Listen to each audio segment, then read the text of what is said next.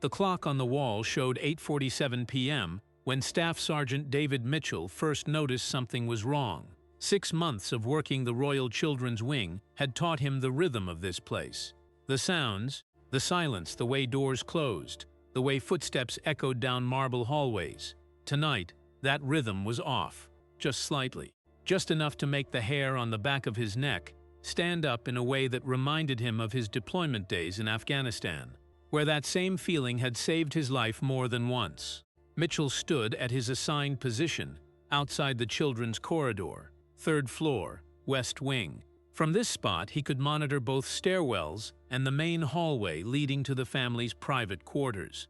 Standard night, standard post, everything exactly as it should be, except for that persistent feeling crawling up his spine, whispering that something, somewhere, was very wrong. The evening routine at Kensington Palace never varied. 7:30, baths. 8 o'clock, bedtime stories. 8:15, lights dimmed. Prince George, Princess Charlotte, Prince Louis. 3 children who represented the future of Britain's monarchy, surrounded by security measures the public would never see. Mitchell had memorized every detail of their schedule, every pattern, every normal sound. He could tell which child was moving around just by the weight of their footsteps above his position. But tonight, the usual sounds were missing. In their place was a quality of silence that felt deliberate, manufactured, wrong in a way Mitchell couldn't immediately articulate, but absolutely couldn't ignore. Before we go any further, make sure you hit that subscribe button. Drop a comment telling us where you're watching from. Now, let me tell you what happened next, because what Mitchell discovered would shake the royal family to its core. The door to Princess Charlotte's room opened. Mitchell's attention snapped to it immediately. Not unusual for Charlotte to need something. She was 8 years old, sometimes wanted water, sometimes couldn't sleep, sometimes just needed reassurance. But the person who emerged from Charlotte's room wasn't Charlotte. Queen Camilla stepped into the hallway, pulling the door closed behind her with meticulous care. The kind of care that actually draws attention by trying so hard not to. She wore a dark cardigan over her evening dress, sensible for the chill that crept through even the best heated palace corridors. Her expression was perfectly neutral, almost pleasant, but her hand lingered on that doorknob just a fraction of a second too long. "Good evening, Your Majesty." Mitchell kept his voice appropriately quiet and respectful. Camilla turned, and something flickered across her face. Surprise, perhaps, maybe irritation. It vanished so quickly Mitchell almost convinced himself he'd imagined it. Almost. "Oh, Sergeant." Her smile appeared, warm and grandmotherly, perfectly calibrated. "Still on duty at this hour?" "Yes, ma'am. Until midnight." How dedicated. She moved down the hallway, her footsteps nearly silent on the thick carpet. The children are all settled for the night. Charlotte's just finishing up a book. Mitchell nodded, accepting this information. But something about it bothered him.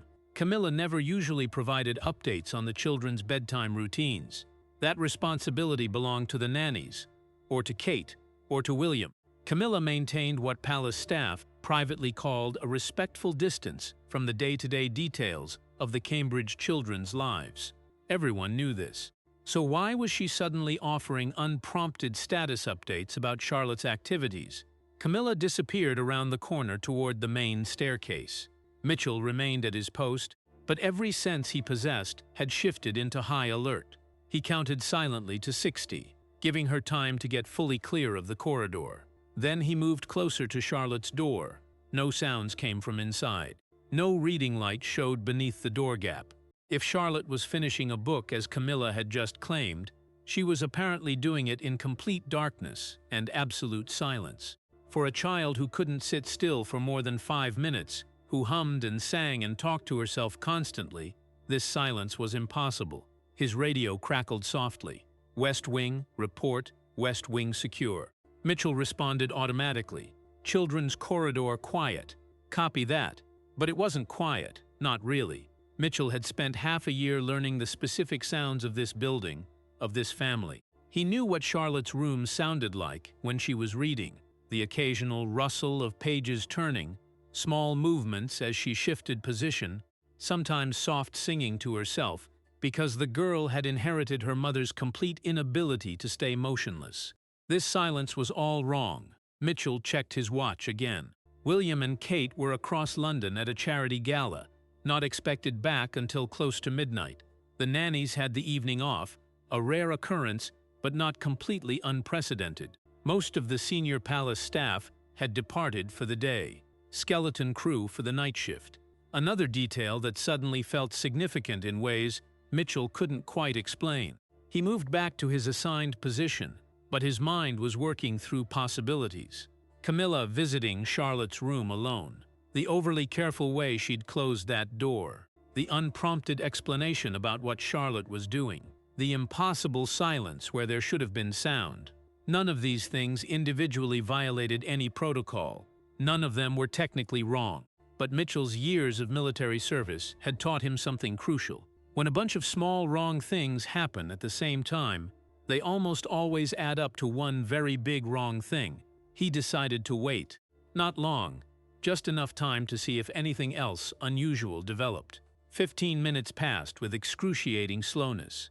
Mitchell made his regular patrol of the corridor, methodically checking doors, windows, the service entrance at the far end of the hall. Everything appeared completely normal, but that feeling absolutely would not leave him alone. When he returned to his position directly outside Charlotte's door, he heard it, a sound so faint he almost missed it entirely. If he'd been even 3 feet further away, it would have been inaudible, metal scraping against metal. Brief, then silence. Mitchell stopped breathing, listening with every fiber of his attention. Nothing. 5 seconds passed. 10. Just as he started to convince himself he'd imagined it, the sound came again. That same soft scraping, metal on metal. And underneath it, something else. Something that made his blood run cold. Whimpering. A child trying desperately not to cry. His hand moved to the door handle. This was the moment of decision. Cross this threshold without explicit permission or immediate confirmed danger, and his career would be finished by morning. The protocols were absolutely clear. The rules were inviolable. Enter a royal child's bedroom without authorization, and there would be severe consequences. But that whimpering sound, so quiet, so muffled, so careful, the sound of a child who had learned through terrible experience that crying brought punishment instead of comfort.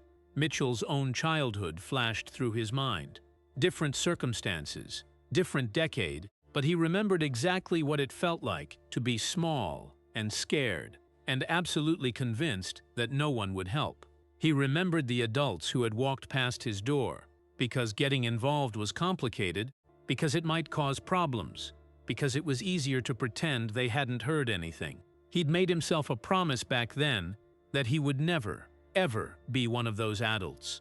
The door handle turned smoothly under his palm. Not locked. He pushed it open slowly, letting light from the hallway spill into the darkened room. Princess Charlotte. His voice was gentle, deliberately non-threatening. It's Sergeant Mitchell. Just checking on you. No response. The room looked completely normal at first glance. Bed neatly made, stuffed animals arranged precisely on shelves, drawings and artwork pinned to a corkboard on the wall. Charlotte's school uniform hung on the back of her desk chair, ready for tomorrow morning. Everything in its proper place. Except Charlotte herself was nowhere visible. Mitchell stepped fully inside, leaving the door half open behind him. Protocol absolutely required, leaving it open when entering a child's room. Always maintain a witness sightline. Always maintain absolute propriety. He was already violating enough rules tonight without adding more. Charlotte? He moved further into the room. Your grandmother mentioned you were reading. I wanted to make sure you had enough light. A gentle lie, but one that gave her an out if she needed it, a plausible excuse for his presence that wouldn't get her in trouble. The whimpering came again. Definitely crying. Definitely trying so hard to stay quiet. And definitely not coming from anywhere. Mitchell could immediately see. His eyes had fully adjusted to the darkness now. The curtains were drawn tight, blocking out London's streetlights.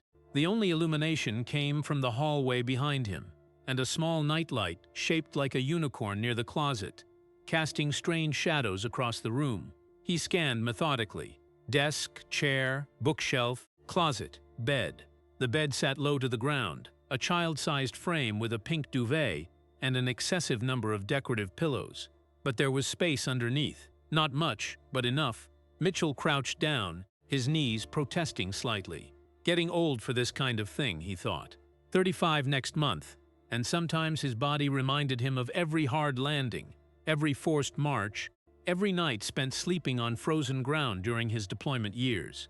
He lowered himself further, looking under the bed frame. Two eyes stared back at him from the darkness, red-rimmed, absolutely terrified. Charlotte was pressed tight against the wall under her bed, wedged into that narrow space, her knees pulled up to her chest. Her face was streaked with tears, and she had one small hand clamped over her own mouth, trying desperately to stay completely silent. But it was what Mitchell saw beyond her terrified face that made his blood turn to absolute ice. A chain. Thin but clearly sturdy, the type used for securing bicycles or light equipment. One end was fastened to the bed frame with a small padlock. The other end was locked around Charlotte's ankle. The Princess of the United Kingdom, third in line to the throne, future potential queen, was chained under her own bed like an animal. Mitchell didn't move for 3 full seconds. His mind simply stopped processing, unable to reconcile what his eyes were showing him with any version of reality that made sense. This couldn't be real, couldn't be happening, not here, not in the palace, not to this child, but it was absolutely real. He could see the chain clearly now, could see how it had been deliberately threaded through the bed frame in a way that made it invisible unless you looked directly underneath. Could see the raw, angry red skin around Charlotte's ankle where the metal had been rubbing. Could see the absolute terror in those eyes. Terror that went beyond simple fear into something much darker. She thought he was going to hurt her. Or worse, she thought he was going to leave. Charlotte. Mitchell kept his voice steady through sheer force of will, calling on every bit of training and experience he possessed. I'm going to get you out of there right now, okay? She didn't respond, didn't move, just stared at him with those frightened eyes that had seen things no child should ever see. Mitchell pulled out his phone, hands shaking, despite all his training and experience. He needed photographs, needed documentation, needed evidence. This was beyond anything he could handle alone, beyond any protocol he'd ever learned.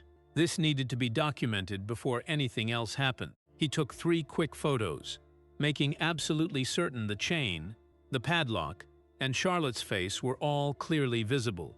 Then he put the phone away and reached under the bed. I'm going to pull you out now. I won't hurt you, I promise. Charlotte's hand dropped from her mouth. She said something terrible, her voice cracked and broken. She said if I told anyone, something bad would happen to Mommy. The words hit Mitchell like a physical blow to the chest. Who said that, sweetheart? But he already knew. He'd just seen her minutes ago, coming out of this very room, checking on the child she'd left chained in the darkness. Nobody's going to hurt your mommy, Mitchell said with absolute firmness. And nobody's going to hurt you. Not anymore. Not ever again. Come here. He couldn't reach her while she remained pressed against the wall. The chain wouldn't allow her to come forward on her own. He would have to break something, either the bed frame itself or the chain. The bed frame was probably expensive, likely antique, almost certainly part of the royal collection, and worth more than Mitchell earned in a year. Mitchell grabbed it with both hands and wrenched it sideways with all his strength. The wood groaned in protest, but held. He pulled again, putting his full body weight into it, and this time something gave way. The section of frame where the chain was looped split apart with a sharp crack that sounded impossibly loud in the quiet room. Charlotte flinched violently at the noise, pulling herself into an even tighter ball. "It's okay," Mitchell said quickly, reassuringly. "That was just me breaking the bed. Look, the chain's loose now. You can come out." The chain was still locked around her small ankle, but it was no longer attached to anything solid. She could move now. Mitchell reached in and very gently took her hand. She hesitated for a long moment, then let him pull her forward, out from under the bed and into the faint light from the hallway. She was wearing pajamas, pink with little crowns printed on them. Mitchell recognized them from a photograph released by the palace last month, Charlotte smiling and happy and safe in those same pajamas. Now they were dirty and wrinkled. She'd been under that bed for hours, since before the evening routine, since before dinner, maybe longer. How long had this been happening? Mitchell didn't let himself think about that question yet. First priority was getting her safe. Everything else could wait. He examined the padlock around her ankle. Standard combination lock, nothing sophisticated. He could probably break it with the right tools, but that would take time. Better to just pick her up and deal with removing it later. "I'm going to carry you," he told Charlotte carefully. "The chain's going to drag a little bit, but we'll get it off as soon as we possibly can, okay?" She nodded silently, still not really speaking. Mitchell lifted her carefully, mindful of the chain trailing from her ankle. She weighed almost nothing, light as air, a child who should be running and playing and living without any fear at all. He carried her out of the room and into the brightly lit hallway, where the lights were stronger and the world felt marginally more sane. Charlotte immediately buried her face against his shoulder, her whole small body shaking uncontrollably. Mitchell's mind was racing through options: protocol, procedure, chain of command. Who should he call first? William and Kate were across London, at least 30 minutes away, even with emergency transport. The nannies were off duty, locations unknown. Most of the senior palace staff had left for the day, and Camilla was somewhere in this building. The woman who had done this unspeakable thing, who had chained a child and left her in the dark and threatened her into silence. She was here right now, probably expecting everything to continue exactly as she'd planned. Mitchell thought the hardest part was over. He thought he'd saved Charlotte, and now it was just a matter of getting her medical attention and informing her parents. He was completely wrong. The real nightmare was waiting for him on the second-floor landing. He heard footsteps on the main staircase. Quick, purposeful, deliberately quiet. He turned instinctively, positioning himself between Charlotte and whoever was approaching. Camilla appeared at the top of the stairs. Her expression shifted rapidly from mild surprise to something much darker when she saw exactly what Mitchell was carrying, or rather, who he was carrying, and the chain still dangling from that small ankle. "Sergeant." Her voice was cool and perfectly controlled. "What exactly do you think you're doing?" Mitchell felt Charlotte's grip tighten painfully on his uniform. The child went absolutely rigid with fear, every muscle in her small body tensing. "I'm taking Princess Charlotte to the medical wing." Mitchell kept his voice level and professional. "She requires immediate medical attention. I don't think that's necessary at all." Camilla moved closer, her eyes fixed intently on Charlotte. "The princess simply had a little accident. I was just coming back to check on her myself." "An accident?" Mitchell repeated the word flatly. "That's what you're calling this?" Camilla's expression didn't change, but something cold and dangerous flickered in her eyes. "I'm not entirely sure what you think you saw, Sergeant, but I can absolutely assure you there's a perfectly reasonable explanation for everything. Children sometimes get themselves into unfortunate situations when they're playing. Mitchell felt anger rising hot in his chest. He pushed it down hard. Anger made you stupid, made you make critical mistakes. Right now, he needed to be smart. Princess Charlotte has a chain locked around her ankle. You were in her room 20 minutes ago. I was simply reading her a bedtime story. She was under her bed, chained, in the dark. That's a very serious accusation, Sergeant." Camilla's voice sharpened noticeably. "Do you have any idea what kind of trouble you're inviting with these claims? You've entered a royal child's bedroom without proper authorization, damaged valuable palace property, and now you're making absolutely wild allegations against a senior member of the royal family." She wasn't denying it. Mitchell noticed that crucial detail immediately. She was deflecting, threatening, turning the situation around on him, but she wasn't actually denying that she had chained Charlotte. "I have photographs," Mitchell said quietly. "Clear photographic evidence of exactly what I found." Camilla's expression froze completely. For just a fraction of a second, genuine fear showed through her carefully maintained composure. Then it was gone, replaced by something like steel. "Whatever you think you have, Sergeant, I absolutely promise you it won't matter in the end. Do you really believe anyone will take your word over mine? I don't need anyone to take my word."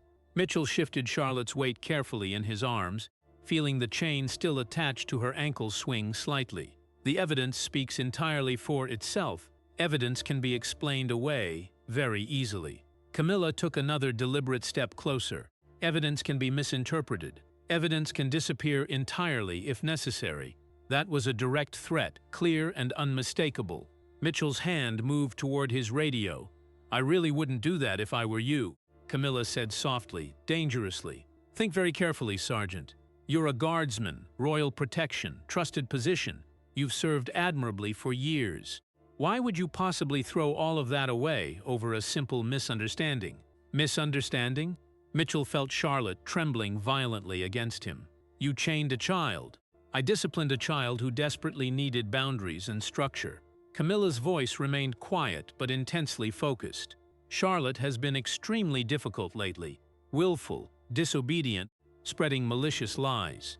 She needed to learn that actions have very real consequences." Mitchell stared at her, genuinely shocked. The woman actually believed she was justified, actually thought this was acceptable parenting, acceptable discipline, that chaining an 8-year-old child in the dark was somehow reasonable and appropriate. "This conversation is completely over," he said firmly. "I'm taking Charlotte to medical right now. You're going to step aside, or what exactly?" Camilla's eyes narrowed dangerously. "You'll force me physically? Assault a member of the royal family? That's treason, Sergeant Mitchell." She had a technical point. Mitchell couldn't physically move her out of his way without crossing a legal line that would absolutely destroy any standing he might have. And she knew it perfectly well, was counting on it. But Mitchell had one significant advantage Camilla hadn't considered. He simply didn't care anymore about legal standing, or his career, or protocol, or anything except the terrified child in his arms. "Security, immediate assistance needed," Mitchell said directly into his radio, completely ignoring Camilla. "Third floor, West Wing, royal emergency. Also contact Prince William and Princess Kate immediately. Tell them to return to the palace right now. Belay that order," Camilla said sharply, her composure finally cracking. "That's completely unauthorized. As a senior royal, I'm directly instructing you to—" "Your Majesty." Mitchell cut her off, his voice hard as iron. "With all due respect, I don't take orders from you on matters of child safety," the radio crackled. A brief pause, then a voice responded. "Copy that, West Wing. Security en route. Contacting Prince William now." Camilla's face went white, then flushed dark red. "You've just ended your entire career, probably," Mitchell agreed calmly. "But she'll be safe. That's literally all that matters." Camilla stepped directly into his path, blocking the hallway completely. "You're not taking her anywhere." They stood there, locked in an impossible standoff in the middle of the palace hallway. Mitchell could hear footsteps approaching rapidly from below, security responding to his emergency call. He just needed to hold his ground for another 30 seconds or so. Just needed to wait. But 30 seconds is an eternity when facing someone who's just been completely exposed, someone whose entire carefully constructed world is crumbling around them. If you haven't subscribed yet, do it right now, because what happens next absolutely shocked everyone involved. Here's how the confrontation escalated. "She's a child," Mitchell said quietly, meeting Camilla's eyes directly. "Look at her. Really look at her. And tell me this was discipline." For just a moment, something flickered across Camilla's face. Doubt, perhaps. Maybe shame. Mitchell couldn't tell. Then it hardened again into something impenetrable. "You don't understand the situation at all. She was spreading vicious lies about me, saying terrible things to her parents. I needed to teach her that lying has serious consequences." "What things?" "That's absolutely none of your concern whatsoever. I think it became my concern the moment I found her chained under a bed." Mitchell heard the footsteps getting much closer now. "Because whatever she supposedly said, you've just proved it was completely true." Two security officers appeared at the top of the stairs, breathing hard from their rapid climb. Captain Richard Wells, senior officer, early 50s, career military, and Sergeant James Foster, younger, sharper, relatively new to royal protection. Both men took in the scene immediately. Mitchell holding Charlotte protectively, the chain clearly visible dangling from her small ankle. Camilla blocking the hallway, the tension thick enough to cut. "Sir," Wells said carefully, addressing Mitchell. "Situation report. I found Princess Charlotte chained under her bed approximately 10 minutes ago," Mitchell said clearly and precisely. "I have photographic documentation. I'm taking her to medical for immediate evaluation. This woman is attempting to prevent me from doing so. This guardsman," Camilla said coldly, her voice taking on a commanding edge, "has violated multiple protocols, damaged valuable palace property, and is now making completely false accusations. I want him removed from this floor and arrested immediately." Wells looked carefully between them. His face remained professionally neutral, but Mitchell could see the rapid calculation happening behind his experienced eyes. Career military man, understood the political landscape perfectly, knew that siding with a guardsman against a queen consort could end very badly for everyone involved. But he also knew exactly what he was looking at.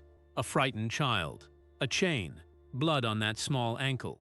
The evidence was absolutely impossible to ignore or explain away. "Captain Wells," Camilla said, her voice taking on genuine command authority, "I'm giving you a direct order.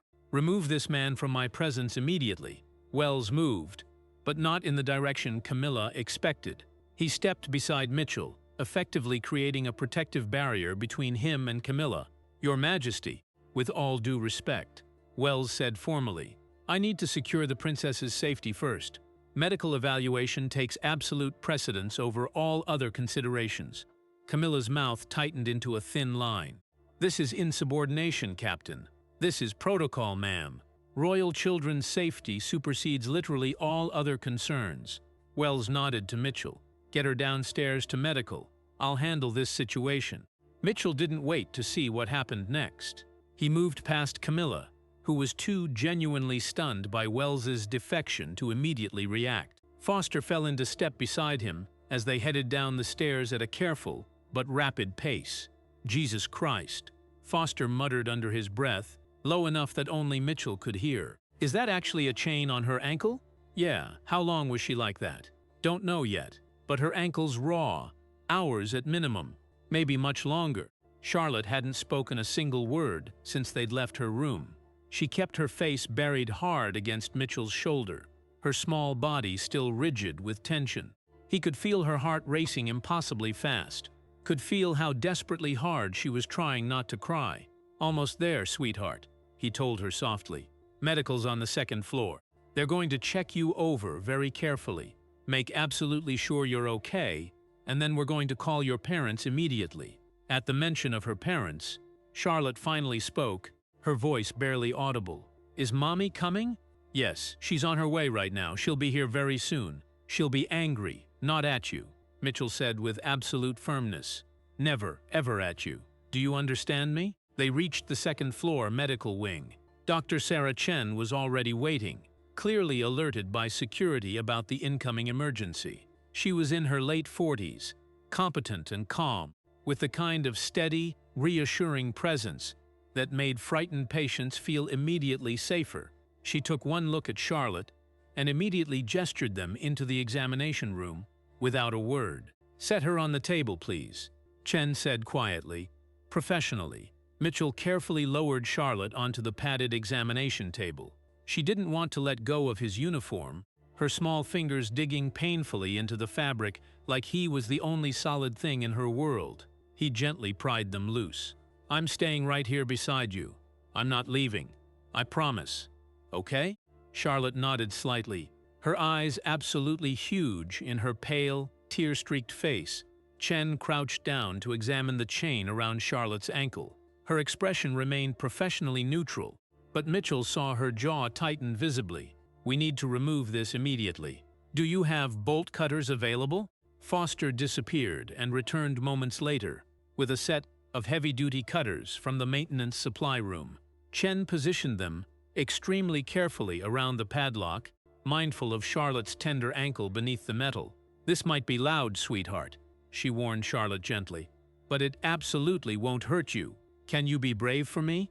Charlotte nodded again, silent. The cutters snapped through the lock with a sharp, metallic crack. The chain fell away, clattering onto the floor. The sound seemed to echo endlessly in the quiet room. Chen very carefully examined Charlotte's ankle. The skin was raw, badly chafed, angry red where the metal had been rubbing constantly. Not actively bleeding, but inflamed and clearly painful. "How long were you wearing this, sweetheart?" Charlotte's voice was barely a whisper. Since after school, Mitchell checked his watch. Nearly 9 p.m. now. That meant at least 4 hours. 4 hours chained under her bed in the dark. Did it hurt? A little. But grandmother said, if I complained about it, it would be much worse next time. Next time. The words hung in the air like poison. This wasn't the first time. This had happened before. Multiple times. Chen continued her examination, gently checking Charlotte's arms, her legs, looking carefully for other injuries. Mitchell saw bruises. Old ones fading to yellow-green. New ones darker purple and blue. Far too many to be from normal childhood play or accidents. "Charlotte," Chen said carefully, professionally, "these bruises on your arms. Can you tell me how you got them?" Charlotte immediately pulled her arms close to her body, trying to hide them. "I fell down, all of these from falling. I'm really clumsy." Chen looked at Mitchell, her expression absolutely grim. The bruises were clearly finger-shaped, unmistakable grip marks. Someone had grabbed this child hard enough to leave distinct marks. Multiple times. Over an extended period. "Charlotte," Mitchell said, moving closer to her, "you're not in any trouble at all. Nobody's mad at you. But we really need to know the truth. Did someone do this to you deliberately?" Silence. Charlotte's eyes filled rapidly with tears. "Was it Camilla?" he asked very quietly. The tears spilled over.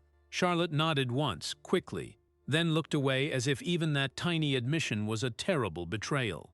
The door burst open suddenly. Camilla stood in the doorway, Captain Wells directly behind her, looking apologetic but absolutely determined. "This has gone quite far enough," Camilla said sharply. "Charlotte, come with me immediately." Charlotte shrank back against the examination table, genuine terror flooding her eyes. "I really don't think so," Mitchell said, stepping between them again. "I'm her grandmother. I have complete authority over her care and welfare." "Actually," Chen said, her voice clinical and absolutely cold, "you don't. Not when there's clear evidence of ongoing abuse. I'm required by law to report this to the proper authorities. Royal family or not, the law applies. Abuse?" Camilla laughed, but it sounded forced and hollow. "This is absolutely absurd. The child is perfectly fine, completely healthy. She has finger-shaped bruises on both arms," Chen said flatly, "both fresh and old. She has severe chafing consistent with prolonged restraint around her ankle. And she's clearly absolutely terrified of you. That's not fine in any way. Children bruise very easily.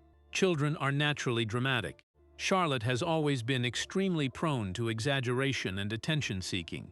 She's 8 years old," Mitchell said, his voice hard. "What could she possibly have done to deserve being chained like an animal? She lied. Repeatedly, maliciously about me." Camilla's voice rose slightly, the careful composure cracking more. "Told her parents that I was cruel to her, that I hurt her. All complete fabrications deliberately designed to drive a wedge between Charles and myself. She needed to learn that lying has very serious, very real consequences. So you chained her under her bed," Wells said from the doorway. His voice was carefully neutral, but Mitchell could hear the disgust underneath. "I taught her a necessary lesson about the consequences of falsehood, by terrorizing a child, by leaving her chained in the dark for hours, by providing discipline her parents clearly weren't willing to properly enforce." Mitchell stared at her, genuinely stunned. The woman actually believed she was completely in the right, actually thought this was acceptable behavior, that her actions were justified and appropriate. "Where are William and Kate?" Mitchell asked Wells. "En route currently." Wells checked his phone. "ETA approximately 12 minutes. They were across town at the charity gala when we reached them." "Has anyone contacted the king?" "Not yet, sir. We wanted to confirm the full situation first before disturbing His Majesty." "Confirm?" Camilla's voice went sharp and dangerous. "There's absolutely nothing to confirm here. This is a massive overreaction to a simple private family matter. Charles doesn't need to be disturbed with this complete nonsense." "I think he absolutely does need to know," Mitchell said quietly. "I think he needs to know exactly what you've been doing to his granddaughter. Camilla's expression shifted noticeably. For the first time, real, genuine fear showed through. Not fear of consequences exactly. Fear of being exposed. Fear of Charles finding out. Everything she'd worked for. Everything she'd built. The position she'd spent literal decades achieving. Suddenly at terrible risk because of one guardsman who refused to look the other way. "You're making a terrible mistake," she said softly, dangerously. "All of you. There are things you simply don't understand. Political considerations. Delicate family dynamics. This isn't nearly as simple as you think. It's exactly that simple," Mitchell replied. "You hurt a child. Everything else is completely irrelevant." "Is it really?" Camilla's voice took on a different quality now. Calculating. Manipulative. "What do you think happens when this gets out publicly, Sergeant? To the monarchy as an institution? To the crown? The scandal would be absolutely catastrophic. The public reaction would be devastating to the family. All because you couldn't simply mind your own business." She was trying to make him doubt, trying to make him think about the bigger picture, the wider consequences beyond this room. Mitchell had spent his entire military career following orders, understanding chain of command, knowing his exact place in larger structures. But some things were bigger than institutions. Some things were worth any fallout. "Then maybe the institution needs a little devastating," he said. Drop a like if you think Mitchell made the right choice. Comment below what you would have done in this impossible situation. Now here's what happened when Prince William arrived. Footsteps in the hallway.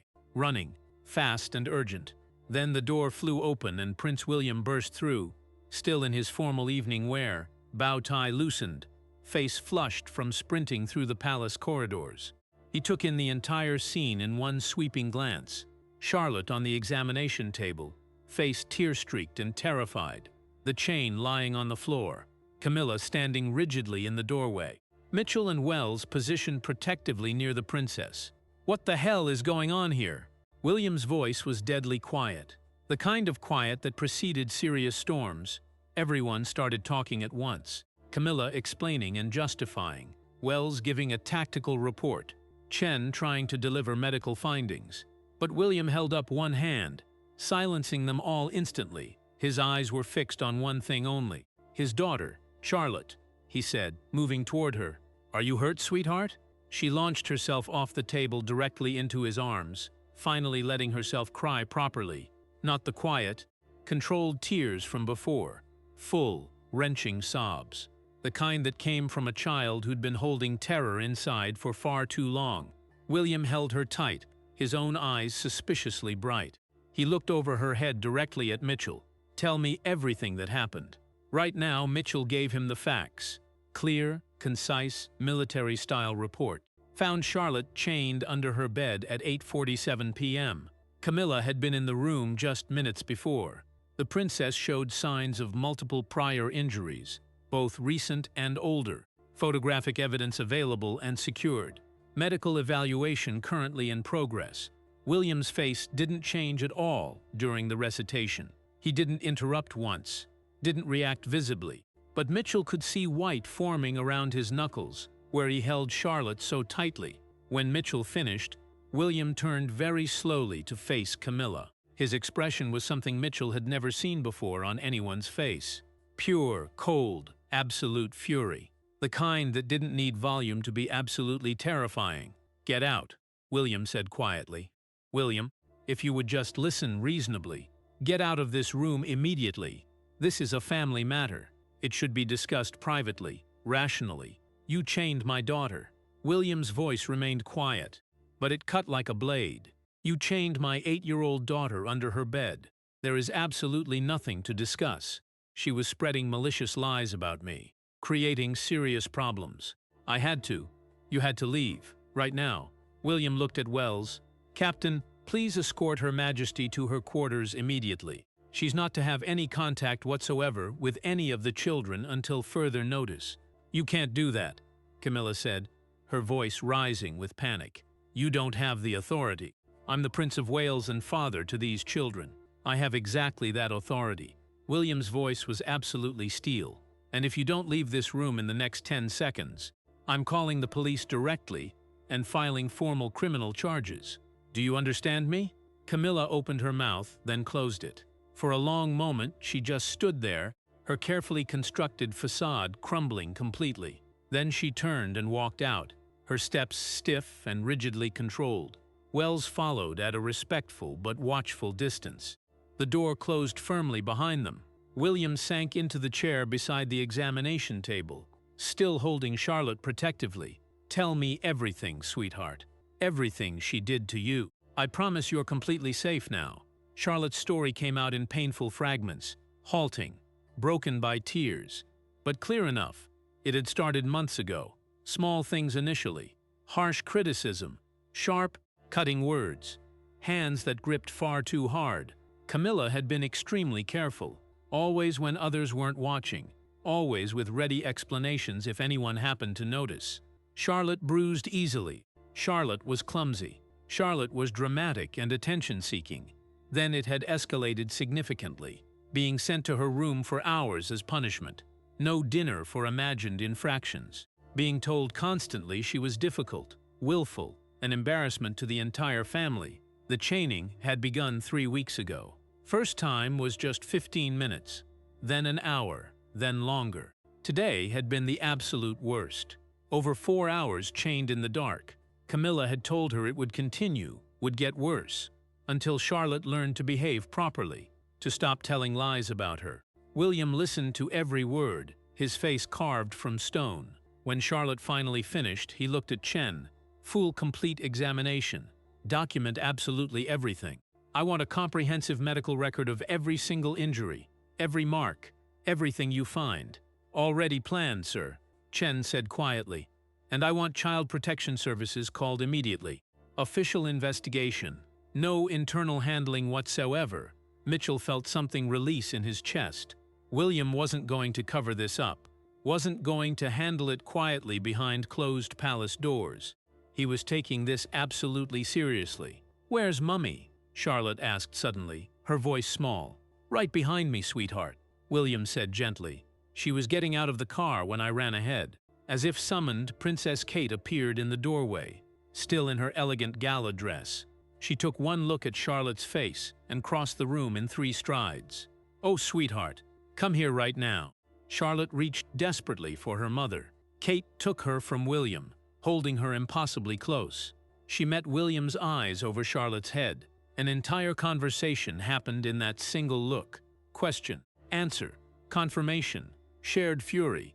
"Someone needs to call your father immediately," Kate said quietly. "He needs to know about this right now." "Already on it." William pulled out his phone. "And then we're calling a complete family meeting. Everyone." Tonight, Mitchell started to back quietly toward the door. This was family business now, private and painful. He'd done his job.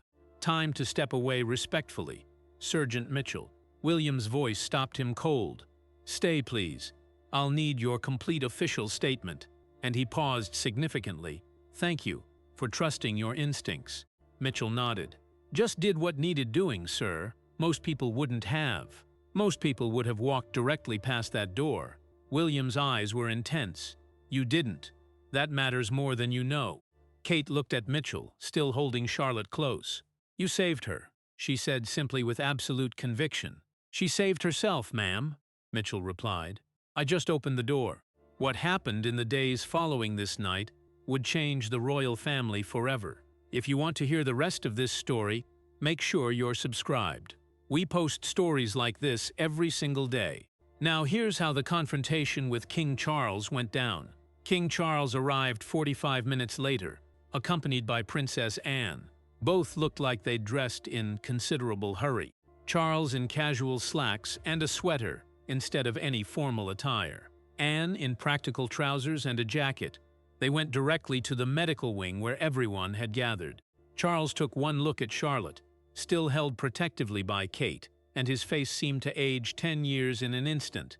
"My God," he said quietly. "Where's Camilla currently?" Anne asked, her voice crisp and businesslike. "Her quarters," William said. "Under guard, good." Anne turned to Mitchell. "You're the one who found her?" "Yes, ma'am." "Walk me through it. Every single detail. Nothing left out." Mitchell gave his report for what felt like the 100th time that night.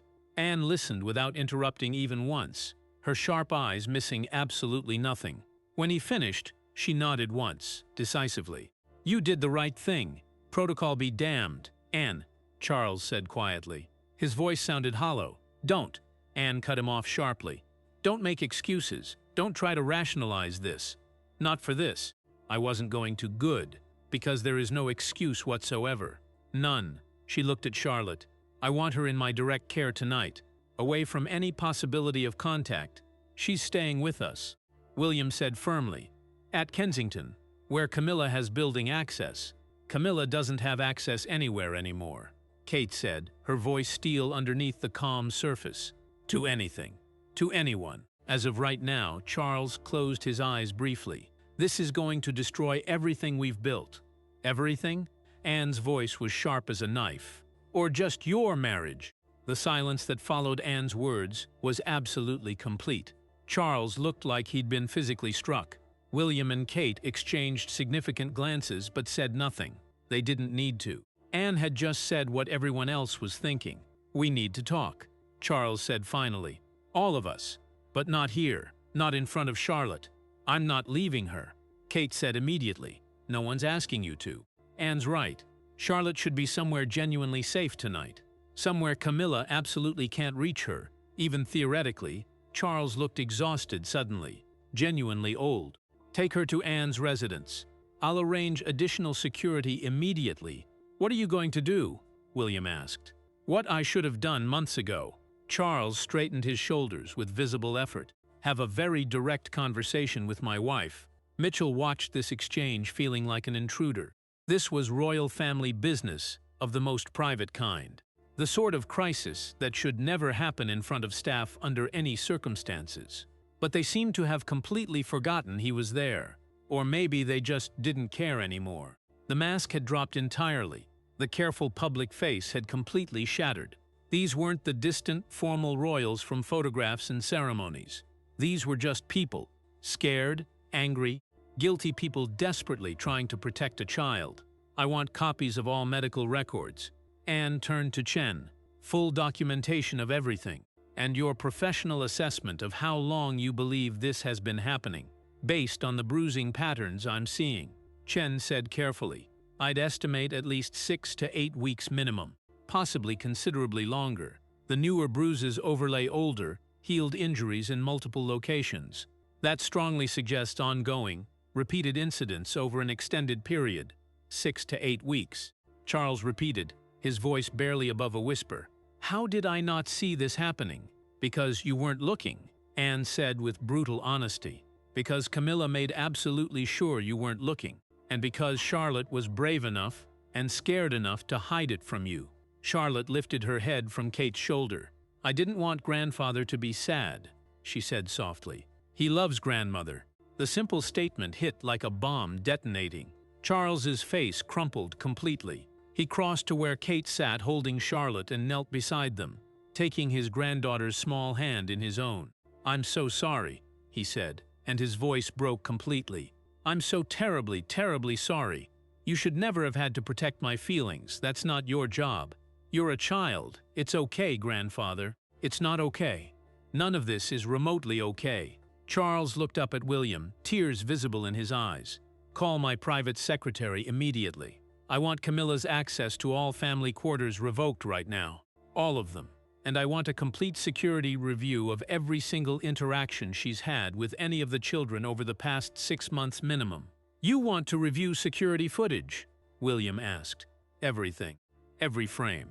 If this has been happening for weeks or months, there might be evidence we completely missed. Guards who saw things and didn't report them. Staff who noticed concerning behavior but stayed quiet." Mitchell felt a chill run down his spine. Would there be others like him who'd seen small wrong things and simply walked past? Or worse, would there be evidence that people had actually reported concerns and been systematically ignored or silenced? "Sir," he spoke up carefully, "if I may. When I stopped Her Majesty in the hallway tonight, she wasn't surprised that I'd found Charlotte. She was surprised that I was doing something about it." Everyone turned to look at him intently. "What exactly do you mean?" William asked sharply. She tried to explain it away, naturally, but she didn't act shocked or confused. She acted caught, like someone who knew they might eventually be discovered, and had thoroughly rehearsed her response. The way she talked, the justification she gave immediately, they were too smooth, too prepared and ready. "You think others knew about this?" Anne said. "It wasn't really a question. I think others might have suspected something was wrong, maybe saw things but didn't feel they could report them, or possibly did report them, and were shut down or dismissed." Charles stood slowly. "Then we're going to find every single person who knew or suspected and did absolutely nothing, and they're going to answer for it directly." "Father," William said carefully, "we need to be strategic about this. If we come down too hard on everyone involved, we'll just create defensiveness. People will close ranks protectively. People allowed my granddaughter to be systematically abused." Charles's voice was hard. "People are terrified of losing their jobs." Kate interrupted gently but firmly, "Terrified of speaking out against a queen consort. We need to create an environment where they feel safe telling the complete truth, not punished for past silence." Charles took a deep breath. "You're absolutely right. Of course you're right. I'm just—" He stopped. "I'm very, very angry." "We all are," Anne said. "But Kate's completely correct. This needs to be handled extremely carefully. A full investigation, yes. Consequences for those who actively enabled this, absolutely. But we need the truth first before anything else." "Sergeant Mitchell got the truth," William pointed out, "when literally no one else did, because I wasn't afraid of the consequences." Mitchell said honestly, "I'm just a guardsman. Expendable. Most palace staff don't have that luxury at all." "You're not expendable," Charles said sharply. "And that kind of thinking is exactly the problem we have. No one should ever feel they can't report abuse because they're afraid for their position." "With respect, sir," Mitchell said, "that's the reality. Has been for a very long time." Charles looked at him for a long, intense moment. "Then we're going to change that reality completely, starting tonight. Make sure you're still with us, because what happened when Charles finally confronted Camilla directly shocked everyone who witnessed it. Here's exactly what went down. 2 hours later, Mitchell was still at the palace, giving his formal statement to palace security and child protection investigators who'd arrived. He'd just finished when Captain Wells found him. "His Majesty wants to see you," Wells said quietly. "Which one?" Mitchell asked. "King Charles." Immediately, Mitchell followed Wells through the quiet palace corridors. Most of the staff had been dismissed for the night. Only essential security remained. They arrived at a private study Mitchell had never entered before. King Charles sat behind a desk, looking absolutely exhausted. The confrontation with Camilla had clearly taken everything out of him. "Sit down, please, Sergeant." Charles gestured to a chair. Mitchell sat, uncomfortable with the informal setting. "I've just spent 2 hours with my wife," Charles said without preamble. "She's admitted to what she calls disciplining Charlotte. She maintains it was necessary, that Charlotte was lying about her, spreading malicious rumors designed to damage her relationship with me." "Was Charlotte lying, sir?" Mitchell asked quietly. No, Charles's voice was flat. The things Charlotte reportedly said were apparently completely true. Camilla had been making cruel comments about Diana, about Catherine, about the children themselves. Charlotte overheard and repeated them to her parents. So Camilla decided to teach her that there are consequences for telling tales, by chaining her, by terrorizing her into silence. "Yes." Charles looked directly at Mitchell. "You saved my granddaughter from ongoing abuse. I can never repay that. Just did what was right, sir. Most people don't. Most people protect themselves first." Charles was quiet for a moment. "Camilla is leaving. Permanently. We're separating. She'll retain her title but have no official duties, no access to family, no public role." "I'm sorry, sir. Don't be. This is entirely my fault. I should have seen it. Should have protected Charlotte. Instead, I was so focused on protecting Camilla's position, her reputation, that I completely failed to protect my own granddaughter." Charles's voice broke slightly. "That's unforgivable. Children are good at hiding things when they're scared." Mitchell said, "That's not an excuse." Charles straightened. "I'm implementing major changes. New protocols for reporting concerns about any family member. Independent oversight. Regular check-ins with the children by professionals outside the palace structure. This will never happen again. The next morning, Charlotte was staying at Princess Anne's residence, safe and secure. Mitchell was back on duty, though he'd been temporarily reassigned away from direct family contact while the investigation concluded. He received a message that Princess Charlotte wanted to see him. When he arrived, Charlotte was in a bright sitting room, looking small but considerably less frightened than the night before. Kate and Anne were both present. "I wanted to say thank you properly," Charlotte said when she saw him. "For helping me." "You're very welcome," Mitchell said gently. "How are you feeling?" "Better. Still scared sometimes, but better." She looked at him seriously. "Were you really scared that night?" "Absolutely terrified. But you helped me anyway. That's what bravery is. Doing the right thing even when you're scared." Charlotte nodded slowly, processing this. "Sergeant Mitchell? Yes? If I'm ever scared again, can I come find you?" "Always. Anytime. That's literally my job. To keep you safe." She smiled then, a real smile that reached her eyes. 3 months later, Mitchell received a formal commendation, not from the palace, but from Child Protection Services, for his actions that night. The palace investigation had concluded, finding systematic failures in reporting structures, and several staff members who'd been silenced when they tried to raise concerns. Camilla had permanently left public life. King Charles had issued a private apology to Charlotte and implemented the promised reforms. And Charlotte was healing, slowly, with therapy and support, but genuinely healing. Mitchell remained in royal protection, though his relationship with the family had changed. He wasn't just a guard anymore. He was someone who'd proven he'd choose a child's safety over everything else. Sometimes, on his shifts, Charlotte would wave to him in the hallways. Just a small wave, a tiny acknowledgement. But it meant everything, because he'd done what so many others hadn't. He'd opened that door. He'd trusted his instincts. He'd chosen right over easy, and a child was safe because of it. If this story moved you, if it made you think about duty and choice, and doing what's right even when it costs you everything, make sure you're subscribed to this channel. Drop a comment telling us what you would have done in Mitchell's position. Would you have risked everything to save a child? These are the stories that matter, the quiet acts of courage that change everything, the moments when ordinary people make extraordinary choices. We share stories like this every single day. Real stories about real courage, real choices, real consequences. Subscribe now so you never miss them. And remember, sometimes the bravest thing you can do is simply open a door when everyone else walks past. We'll see you in the next one.